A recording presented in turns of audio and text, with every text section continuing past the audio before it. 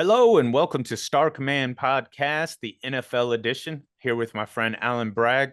Before we get started, if you would hit the like and subscribe button, share it with a friend, we'd surely appreciate it. All right, Alan, this week in the NFL, we just got done with a huge Thursday night game. San Francisco trying to avoid going 0-3 in their division and really having a setting themselves behind the line on making the playoffs. We can even say just making the playoffs at 0-3 in your division would have been really hard. They come out in a dominant fashion and really dominated a Seattle team that started hot and has completely drowned in the ice bucket the last 3 weeks. They They have had they had the Detroit huge, got yeah, blew them out. Giants at home, right. and then just what happened to them again at home. It's yeah.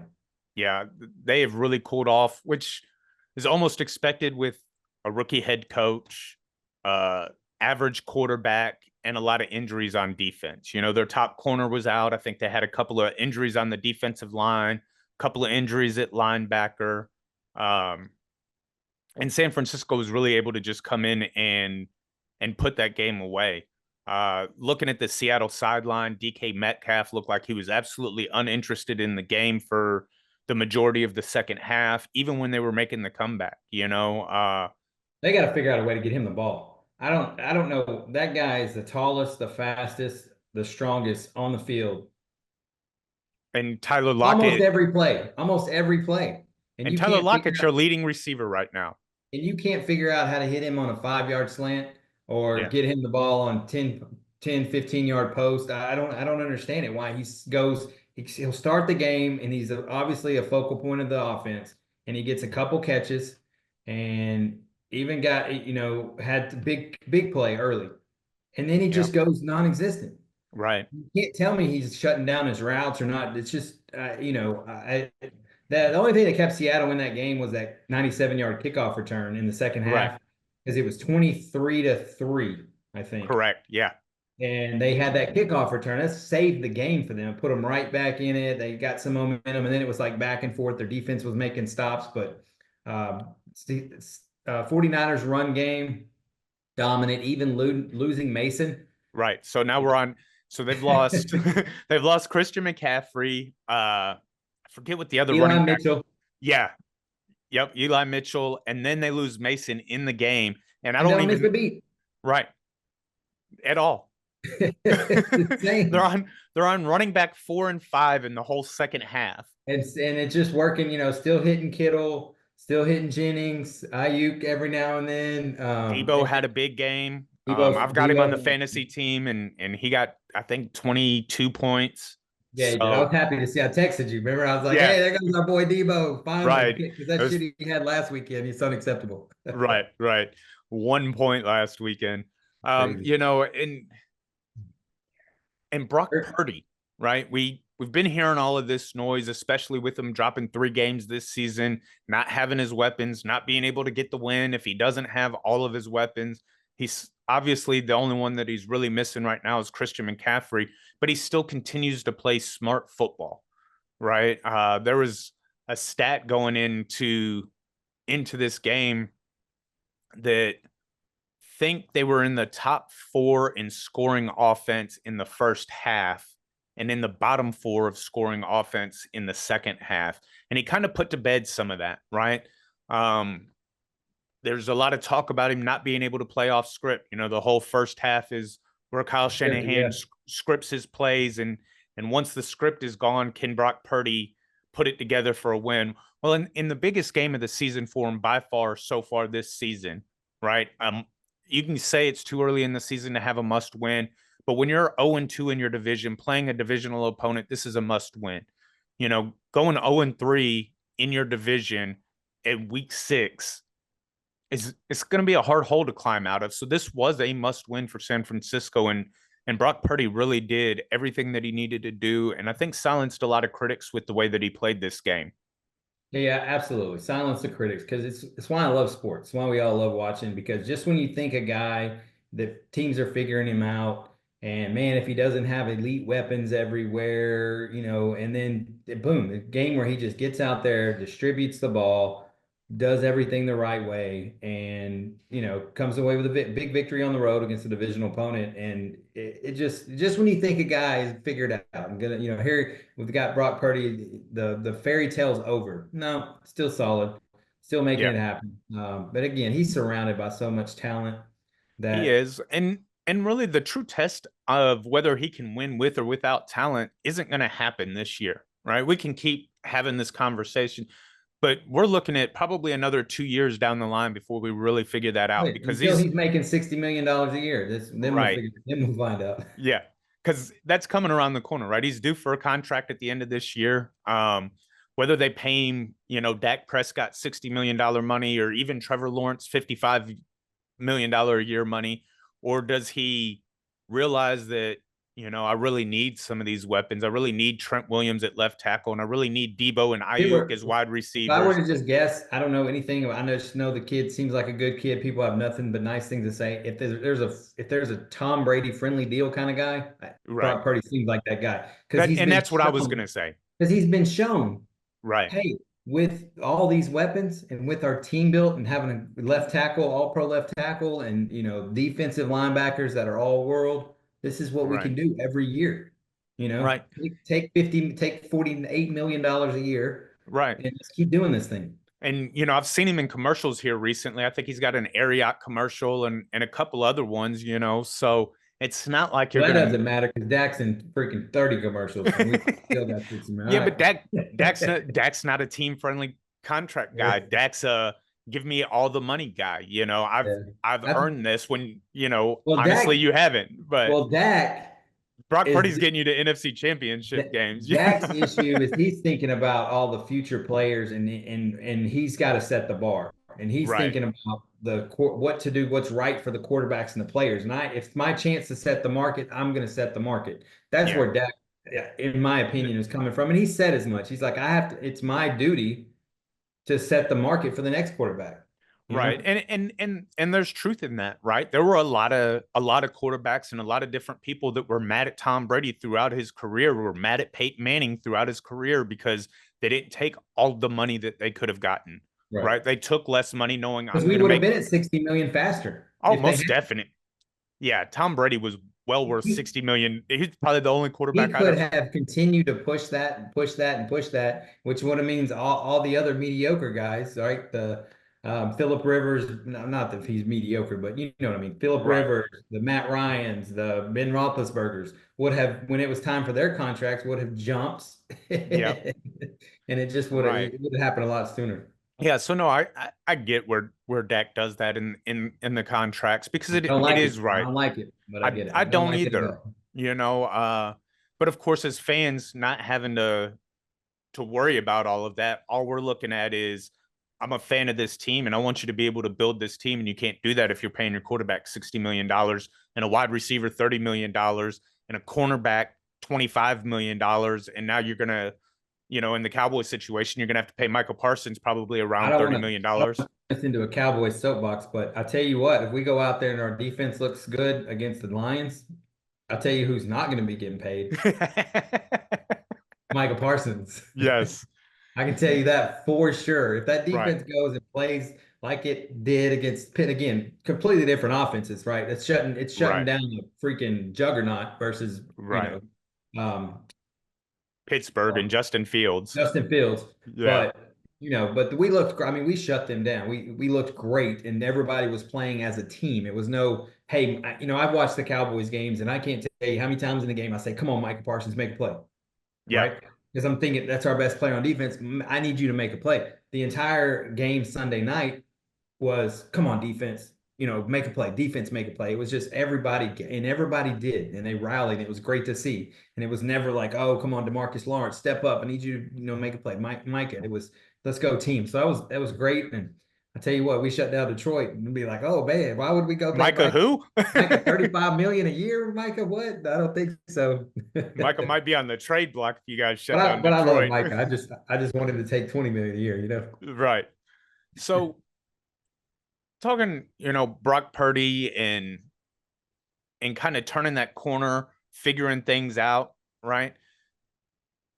We're about a quarter of the way through the season.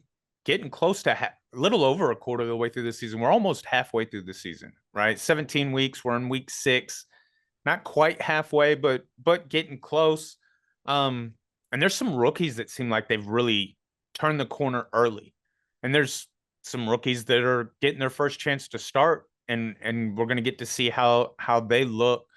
Um, why don't you start, Alan, and give me some of the rookies that you're really impressed with so far this season, that you think have kind of figured the game out earlier than what we expected them to. So the main three really that I think have really fit in immediately. Jaden Daniels, you know, Mm-hmm. Oh, most definitely. I mean, geez, 4-1. Um, his QBR is 106.3. A rookie, are you kidding me? His touchdowns he's only got 4 touchdowns, 2 interceptions, but you guys started slow. Like there Right. was, you had one week where you beat the Giants without a touchdown, right? Right. You had, and then there was the first week. I don't think you got in. Did he have a touchdown against the Bucks? He had a rushing touchdown. He had a rushing touchdown, Rushing not a touchdown. throwing touchdown. So Yeah. he's got four throwing touchdowns, 2 interceptions. But he's just managing offense, and he looks great. And I know that makes you so happy. And Oh happy man. Yeah. happy for you guys. It's been rough. You got your guy. Yeah. Uh, Secondly, Malik Neighbors, stud. He just a Yeah. stud. It's one of those guys I wish I would have taken a chance on in fantasy because he's going to be elite. He leads the league in receptions with the Giants. Are you kidding me? Pretty much keeping the Giants afloat. Surprised they won last week without him. But yeah, he's averaging 11 yards a catch. He's only got 3 touchdowns, but again, he set out a week. Right. And then Brock Bowers. Okay. Brock Bowers is just shown he has taken over games at times. He's an elite. It's just an athlete that's bigger, faster than And most people on the field. And gosh, if they can ever figure out a quarterback there yeah. and really Well, and give with them, with Devontae asking for the trade and being hampered by a hamstring, whether he's really hampered or he's just not playing until he gets traded, whatever the case may be, Brock Bowers really going to be their offense going forward. You which know, which is scary because he's going to take a lot of hits, and then right? when And he you're has going had to be injury problems. you're going to be double covered. You're going to get some safeties coming over the top and laying you out, taking out your knees. You know how those hits go. Those big Yeah, guys. Gronk used to get them all the time. They're going to come right. in. You can't tackle you up here, so they're going to come in, take your ankles out, and you really wish he'd have all his weapons outside, freeing up the over the middle instead of confining everything. But yeah, those three were really impressive. And then the guy that I think is just doing enough is Bo Nix. Yeah, I just think he's doing enough. He's got them winning. They're 3-2, yeah, and looked terrible to start. And you were like, "Oh, is this really going to work?" And just he's doing enough. He's getting better as you want to see guys do.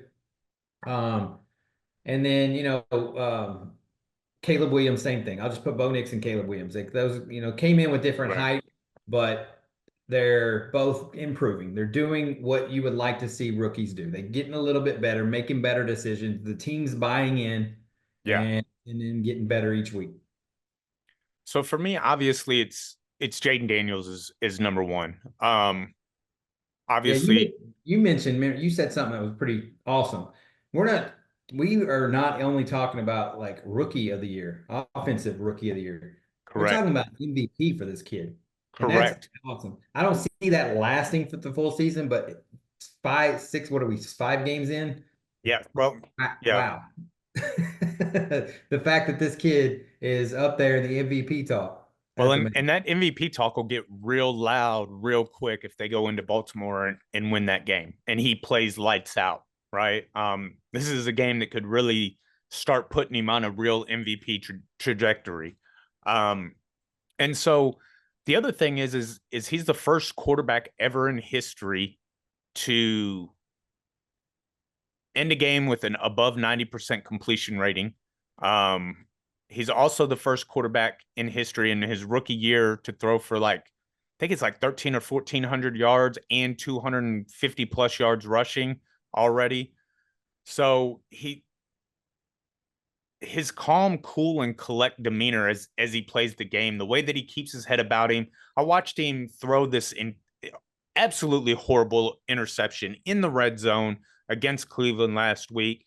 And he marched off the field, went and looked at his tablet, figured out what he had to do, and that interception did not bother him. You know, so by far, Jaden Daniels to me is the best rookie of the class so far. I do agree with you on Malik Neighbors, and it's sad to see that he's in the concussion protocol. He's going to miss this week as well. They could really use him. Playing a high-powered offense like Cincinnati, they could use that weapon, and they're not going to have it at their disposal this week.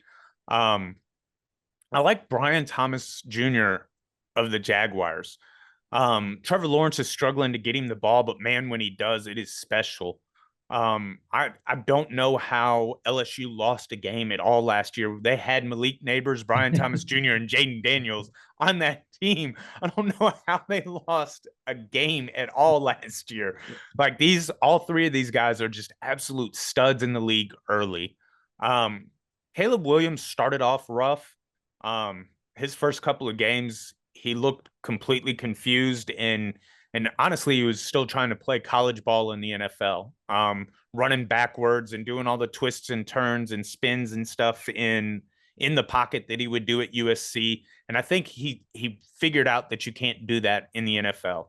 And so the last couple of games, he's really taken the game over. I've been impressed of what I've seen of Caleb in the last couple of games. They've got a big game in England this week against the Jaguars, which is like a second home to Jacksonville. Actually, it might be their first home. I think that's the best home field advantage they have is over in England.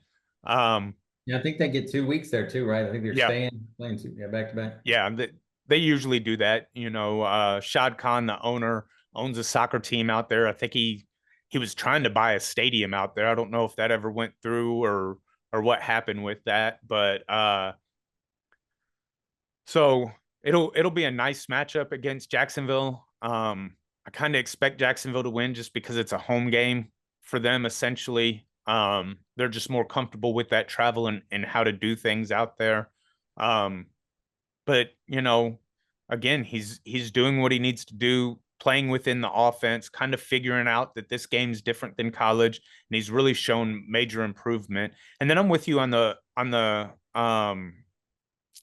Denver's quarterback, Bo Bo Nix. Nix. I really look at him and he's not, you know, nothing's jumping off the charts. He's had a couple of solid wins and he's done exactly what Sean Payton's told him to do and played the way Sean Payton wants him to play. Right. And they have a great defense. And I mean, we watched Russell Wilson take that to back-to-back Super Bowls. He won one and lost one because they didn't run Marshawn Lynch on the 1 yard line. That's a whole different story. But that was the style of play that Russell Wilson had that led him to back-to-back Super Bowls, right? I go out here, I'm going to do exactly what the offensive coordinator does. When things heat up in the pocket, I'm going to move around a little bit, keep my eyes downfield, take off if I need to, but I'm going to constantly look for that pass. And then I'm going to allow my defense to play defense. And so that style of play is proven to be a winner. Did you see his post game interview last game? He had a number 16. I don't know the guy's name offhand. Receiver dropped a ball in the end zone, Mm, and it was a beautiful pass, outstretched arms, and went through his arms. Well, in the post game, Bo Nix owned it and said, "Yeah, I threw it too far." He said, they asked him about the drop, and he said, I overthrew him. I could have taken a yard off, and it would have landed right in his breadbasket. And he's getting better every game. We're going to get that right, and I just yeah, love that. Now here's a most rookie definitely. literally having a touchdown taken off the board because it goes through a wide receiver's hands. That's what he gets paid to do is catch that ball, and he owns it. Right. He says, "Hey, I gotta put that ball better. I could have put it. I put it too far where he had to outstretch, and just shows a lot of maturity and." It does. And I think, you know, one of the things that's going to make this game easier for guys like Bo Nix and Jaden Daniels is they've played a lot of college ball, right? They were in college during the COVID. They all got the extra year of eligibility. I think Jaden Daniels spent 5 years in college, 3 with Arizona State, and then 2 with LSU. Bo Nix obviously had almost 4 years with Auburn, and then because of COVID, he had an extra 2 years over there in Oregon. And what we're seeing is more mature and refined quarterbacks coming out. Um, Instead of these guys that are jumping out of college and into the NFL early because we need to get paid. Now NIL allows you to stay a little bit longer and develop yourself. If you don't, I mean, you look at Quinn Ewers. Quinn Ewers could have came out last year, didn't like where his draft stock was, making plenty of money at Texas, I'm sure, in NIL money, decides to stay a year and work on his game and try to improve his draft stock. And so I think this is what's going on in college is going to translate to being a good thing for the NFL because we're going to get more mature, more refined quarterbacks coming into the league instead of guys that, redshirted year one, started year two and year three, and now they're eligible to go to the NFL. So they jump into the NFL real quick and they really don't have that time and ability to learn in-game situations compared to these guys that have spent 4, 5, 6 years in college and are coming out, and you can just see a little bit more refinedness to their game, and so I think it's doing good. Their maturity level's higher. They've had money now, so they're able to handle the money.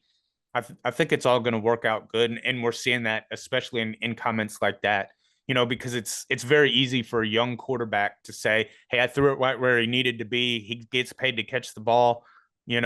Every other wide receiver in the NFL makes that catch. Why didn't he? It's easy to put the blame somewhere else and to own it, to take it, not throw his teammate under the bus. Yeah, just It shows saying, great maturity. even if the comment, we just got to work on our timing. Right. But you still are saying we, and he didn't say anything about we. He said me, Me. and that Yeah. I got to put the ball better. That's it. Right. And yeah, and I love to see things like that. Absolutely. So we've got a couple of new rookies starting their first games today. Drake May, obviously the third overall pick in the NFL draft, is getting his first start against New England. And Spencer Rattler, believe he was a third round pick for the New Orleans Saints. And I'm betting Getting against both of a huh? them. And I'm betting against both of Yes, you are. Um, them. and I'm betting against Spencer Rattler. I think New England covers the points, but I don't think they win the game. Rookie quarterbacks, their first start aren't very successful. You've pointed that out. And with Spencer Rattler, I'm I'm more worried about him in his first start than Drake May in his first start, which is wild, right? Spencer Rattler has the better team, the better coaching, uh, all around better situation to make his first start in. And he is athletic, but he's wild and unpredictable, right? That was his problem at Oklahoma. He goes to South Carolina in his college career and gets better at some of that, but still in big moments, he kind of seemed to shrink in those big moments. Well, there's no bigger moment than your first or your first start in the NFL. And so I just feel like, and New Orleans has kind of been sputtering lately, right? They had the big fast start, scoring more points than everybody. Oh my gosh, this offense is unpredictable. Nobody knows how to stop it. And then they came crashing down the last couple of weeks. And so I think having to throw a rookie in there based on an injury, whereas Drake May's been taking 30% of the first team reps in practice all season. They've been preparing to make Drake May their starting quarterback. I think even though the talent level and the coaching level isn't as good as New England, Drake May's in a better position to take over for his first start is what Spencer Rattler might be.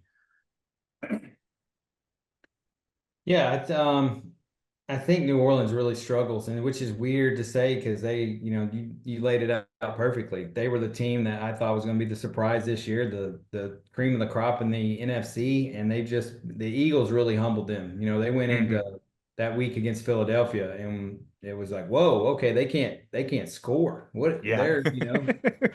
Um, Right.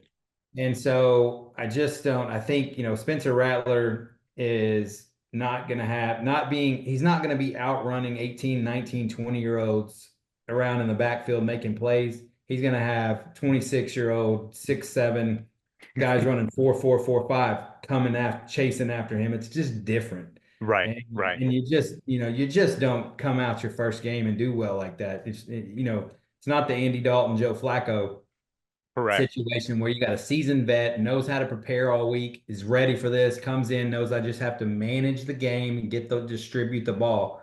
You got these kids coming in and it goes fast, you know. Yeah. So yeah, I just expect both of them to struggle. I think Drake May is the future for New Yeah. England because it's not Jacoby Brissett. I think that's you know people. I heard people talking about earlier this week that they're turning it over to him too soon. Like, why Yeah. would you do it this week? Why wouldn't you wait 2 or 3 more weeks? But why not? You Right. know, get this game out of the way. It's gonna be a rough couple games that you saw Caleb Williams go through it. You saw Bo Nix go through it. Yeah. It's going to be rough. It is what it is. That's the surprise of why Jaden Daniels and CJ Stroud last year. I don't get it Right. why they don't go through the 3-4 game ruts where you're like, oh, there's the rookie. Yeah. Uh, so but Drake May's the answer. Get him in there, let him take his legs, just keep him upright.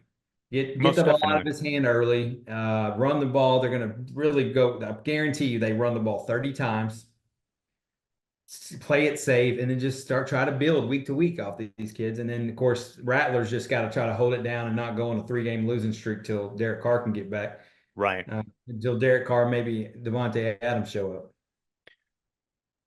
Yeah. And I don't know that Devontae Adams shows up to New Orleans I if don't Derek either. Carr's, I don't either. Just threw that out there. You never know yeah. what. But I no, he's not. He's not going to New Orleans. I think he would if they were. I don't know though. If they're still undefeated, they have one loss and they're an offense churning. No, you don't want to mess with that. right. Bringing him in, I think that. But yeah, he's going to end up in New York or Probably. And honestly, for his career, I think that's the biggest mistake he could make is end up in New for York. sure. And Sign, unless he's going to northern New York and going to go to Buffalo. Right. yeah, That's that's that's where he should go. that is 100%. Go play right. with Josh Allen and let Yes. and Keon Coleman and And that's, Cook. Buffalo's missing that. Buffalo's they got rid of Stephon Diggs and they got a little bit of breathing room and they look like they might be okay with him. But the last couple of weeks, especially with Shire out, the only player that was left on the roster that had ever caught a pass from Josh Allen standing in the pocket does not look like he trusts his receivers, and so if I'm Devontae Adams, I go there because I don't care if I've ever thrown a ball to you or not. Your name's Devontae Adams. I trust you to catch it. For sure. Right. So, swinging from rookies that could potentially take their teams into big slides. We're rounding kind of a big corner here in the NFL. This part of the season is kind of where everything gets leveled out and the playing field becomes even, and all of a sudden those playoff positions and division winners start really getting put into place, right? We were talking when we were doing our little pre-production meeting how there is two undefeated teams, Kansas City Chiefs and the Minnesota Vikings. And then there's only like 3 or 4 one-loss teams, right? And everybody else in the NFL is kind of stuck into this 3-2, 2-3 uh jumbled mess, right? And then you've got teams that we didn't expect to be bad, like the Cincinnati Bengals, who are 1-4. Talk about a must-win game coming up. They've got the Giants, and that's a must-win game. So, Alan, in your opinion, who coming forward, right, coming around this bend of games, do you think is primed and ready to make a serious run towards really improving, or it could even be a run in the opposite way? Whose schedule do you think looks tough enough that they may not be able to climb out of the hole? So I think that I got 4 teams that I think you can see winning more games than losing in the next 5. Okay. And it's crazy to think that you go 3-2, you're winning the season right now Yeah. because like you said, after this 2 more weeks, we're gonna have a lot of teams sitting at 3-3 a couple weeks from now. A Right. lot of teams sitting 3-3, and that's okay. Everybody, that means you're in it. Yeah. If the season's working out, but I think the Falcons. Okay. Think they're just going to continue to improve with Kirk Cousins, Yeah. and they've working out some kinks, but I really expect them. to really, maybe go on a, 3-1. We go 3-1 the next four. They got Panthers on their schedule, Seahawks, who are trending in the wrong direction, then Bucks and my Cowboys. So I'd say, that's the 3-1. I figured out of those Panthers, Seahawks, Bucks, Cowboys, I see them going 3-1. Yeah, most definitely. Another one is the Ravens. I think the Ravens are figuring out the offense, Hmm. and they've got Derrick Henry involved. We first talked about that first Ravens game, and it was like, Right. what are they doing? Is there a spot for Derrick Henry? And they just didn't know how to use him. You got to feed the beast, and by the time he gets to the fourth quarter and late in the third quarter, and he's up to 20 something carries. Not only is every linebacker pulling on a play action, and now Lamar is able to sneak out, but they're just a good team, and I just see Yeah, them. They had a couple bad games first, but they've got um, Commanders, which that's a great game. loss. They good against love, yeah. Uh, then Battle they've of the got Beltway. the Bucks, Browns, and the Bengals. So I think Browns, Bengals, you would have thought those division games would be tough. Those might not be that tough on that back end. Right. Bucks, Commanders. So we'll see. I just see them. That's another team I'm looking at could go 3-1. And then the Bengals, I don't know that, I think due to their notorious slow start history, this is something that they have been known to do. And then they just catch fire. The Right. players are still there. They lost Mixon, but they have adequate running backs with Moss and Brown. Theirs goes Giants Browns, two winnable games, Right. absolutely. And then they have Eagles Raiders. So I could see Both that of going. those. I could see that going 3-1, right? Yeah. Out of all four of those, you lose one, you get three, and man, you're right back in there. And then the Eagles. As much as I hate to say it, they're getting healthy. They got Brown and Smith back, and Barkley's a stud, and they're just a good Eagles are a good team. I think that they outside. I don't know what it is about them that happened last year. I don't know. I don't care. It was awesome to see. I want to see it happen again. Go whatever that was. Drink that tea. Take that medicine. That was awesome. I like hearing the controversy. The whatever's going on in the locker room. I don't know. But again, they're a good team. They're getting everybody back. And they've got Browns, Giants, Bengals, Jags, Oof. right? Another 3-1 situation. So that's something I kind of looked at on what teams have talent, Correct. are kind of getting, I could see getting better. And then the next four, like what's the schedule look like? Are there winnable games? And those four just pop out to me because I can see those are the teams I can see going 3-1 and getting right up, making their mark on the leading the division. Yeah. Except for the So, Bengals. Obviously, the Bengals will just be getting back in it, but right. And so I was with you on both the Bengals and the Eagles, right? I thought those schedules just looked ridiculous, especially for the Bengals who were 1-4, right? They could easily, as talented as they are, and you know, the teams that they're playing, they could you were talking 3-1. I could see the possibility of them going 4-0 in those games. And when the next time they meet the Ravens being 5-4, right? And really right back in see, the here's the mix. thing though. Let's talk. So look at this. If they go 4-0 and if they go 4-0 against the Giants, Browns, Eagles, Raiders, so they would be 5-4. Mm-hmm. Now, if the Ravens go 3-1, they would then be 6-3 For that against division. 5-4. That's right. Yeah. So again, that would be, yeah, that'd be basically for tie the division. That's crazy. Right. For some reason I was thinking the Ravens would be more ahead than that, but when you do the math, when you math it out. But that's Right. if the Bengals go 4-0. I don't see them Yeah. go 4. I see them going 3-1, but yeah, that is a good matchup. So that would that be the fifth game? Ravens Uh Bengals? yes. Yeah, they would have to rattle off four in a row, and then that fifth game would be Bengals Ravens again in Baltimore. Okay, nice. So, and then of course, you spoke on the Eagles. I mean, their upcoming schedule. So the biggest controversy coming out of there is this disconnection between head coach Nick Sirianni and quarterback Jalen Hurts, right? And Jalen comes out this week and says that they met during the bye week and they met in harmony and everything's good because the offense hasn't seemed to be clicking so far. They got all of the talent, but for whatever reason, they can't seem to put it all together. Some of that's been injury, some of it's been game plan from Kellen Moore, and some of it's been coaching decisions from Nick Sirianni on when to go for it on fourth down, when to kick a field goal, when not to kick a field goal. And I think there's been a major disconnect there. I do worry about the Eagles' defense. They were really dominating in that New Orleans game, but other than that, they've kind of really been suspect. Um, and not that I worry about it because I need them to be better. As long as they keep losing games, I'll feel better about myself. But but they do have a really easy schedule, right? We talked a couple of weeks ago about how the Giants were the NFC East team's medicine, right?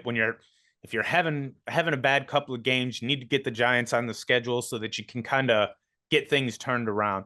Well, they kind of got a lot of medicines coming up, right? They've got the Browns this weekend that seem absolutely inept on offense. Deshaun Watson looks like he's completely given up on the game of football and is just out there to collect a check. The defense can only do so much when your offense can't score any points or move the ball down the field. So it's continuous 3-and-outs. Your only breaks are coming at the 2-minute warning and halftime. You don't get a breather on the bench if you're a Browns defensive player. So that being said, they've got the Browns and the Giants coming up and the Jaguars coming up. It just makes for what could be a serious run. The Bengals game, because of the Eagles defense, is the only one that I see that they really should Yeah, it's the lose. perfect recipe. They're Right. healthy. The schedule's lining up. It's time to put up or shut up. Yeah. And I definitely see them, getting hitting their stride. Yeah, most Unfortunately. definitely. And I actually you're going to hate this and hate me for it. And I'm missing my notes on it, but Well, first of all, we got a bye after Detroit. So we're gonna correct. get I don't know what You're you're going about to say, but to Yeah, but after that bye, you have like San Francisco and I mean Houston, it's yeah, Houston. Murder's Yeah, Road for yeah. sure. You're coming out of the bye into Murderer's Row. The great thing is McCarthy's usually pretty stout coming out of the bye. He's one of the better coaches coming out of a bye. And so if you guys can manage to get a big win this week against Detroit, go into the bye week with some confidence, and then come out Get of the some bye guys week and healthy. Yeah, get yeah, guys back. We'll have if we can get Bland, we're about to get Deron Bland back, get Lawrence, get Micah back. Um, yeah. And we'll be good. so for you guys, this is a big game for you this week because if you lose this one and lose it bad and go into the bye week with your heads hung low, it's going to be kind of harder for McCarthy to get things turned around in the bye week. So I feel like this Sunday is a really big game for you guys in that It's huge. aspect. I mean, to be 4-2 going into that bye is, man, Yeah. it's we You yeah guys we really need that. need it. We need it. We've had, of course, the two losses were bad, and that's what probably the worst thing I hate about being a Cowboys fan is that those games pop up a lot Yeah. every year. There's a couple games where we just get waxed, and it sucks as a fan to know that Right. some games you might not show up. You know, Yeah. you can be excited all week for a game, and then excited, can't sleep Saturday night. Here comes Sunday, and Sunday you're just like, gosh, man, this is so Right. much anticipation to not show up and just get waxed on the field by an opponent is. And that's what I hate. I wish we were, that don't happen. That doesn't happen to the Ravens.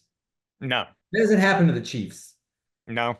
And I want that. I want to be every game is going to be down the wire. We're going to battle it out, lose by a touchdown, at worst, and it's what I want to get to. But Yeah. unfortunately, we don't have that right now. But so yeah, I hope that hope we show up against the Lions, and hope it's a great game. Yeah. Now that one's in Detroit, correct? You guys Yes. are going to Detroit. Okay. Yeah, we got the Yeah. win against them last year at home, which was the On that crazy game controversial call. where Yeah. the skipper Dan Skipper, a Razorback, FYI, reported or didn't report or tried to trick report, whatever. Great play call, Right. amazing play call, but just the trickeration didn't work. It tricked the ref. They Yeah, they out tricked themselves is what they It did. out tricked themselves, ended up getting us home field. I mean, that was a huge, Yeah, huge game. That got us the number 2 seed. right. A lot of good it did, because Jordan Love and the Packers came down. But anyway, that was a big, big game. And Detroit's their fan base now. It's you don't get Cowboys travel well, but I highly doubt that that's a stadium that's going to be 40% Cowboys fans. No, It no, just not it's not not one of to those not one of those cities that happens 3 years ago. Yes, Oh, absolutely. 3 years Tickets ago were there have been available. right. There are no available seats right now in Detroit. Those guys Right. are coming out strong for that team, and I really love to see it. And they're a scary team. I mean, And Detroit's another. They're good, and they're it's hard to say to the keep problem reminding is the yourself. back end of their defense. They have been trying to fix Which I that thought cornerback position. I'd heard all reports that they fixed that and they had brought guys in and their defense was going to be legit, and it's just the same thing. They just give up too many points. Right. And and they brought the rookie in from Alabama, Terrion Arnold, and that dude can't go 3 plays without getting a flag thrown on him, whether it's a defensive holding or pass interference. Like I think he's the most flagged cornerback in the Yeah, NFL. the one Monday night game, Troy Aikman said, I think it was Troy. No, yeah, it's Troy. He said they've got to pull this kid off the field Mm-hmm. after he had his third of the game. He said they've got to get this kid off the field. He is a detriment. If he doesn't understand what he's doing wrong, he is cheating. He's grabbing. He doesn't understand what he's doing wrong, obviously, right? And this Right. Troy talking. It's like he obviously doesn't get that he's committing a penalty, and you got to get him off the field Yeah. because he does. Most He's grabbing the receiver. As soon as the receiver makes a move, he just grabs them. right. Dude, it's okay to do that if the ref's not calling it, but the ref's showing that they're calling that. Got to move on. Truthfully, if Detroit wants to be in that Super Bowl conversation, they're going to have to get the back end fixed, and they're going to have to be buyers at or before the trade deadline for secondary pieces.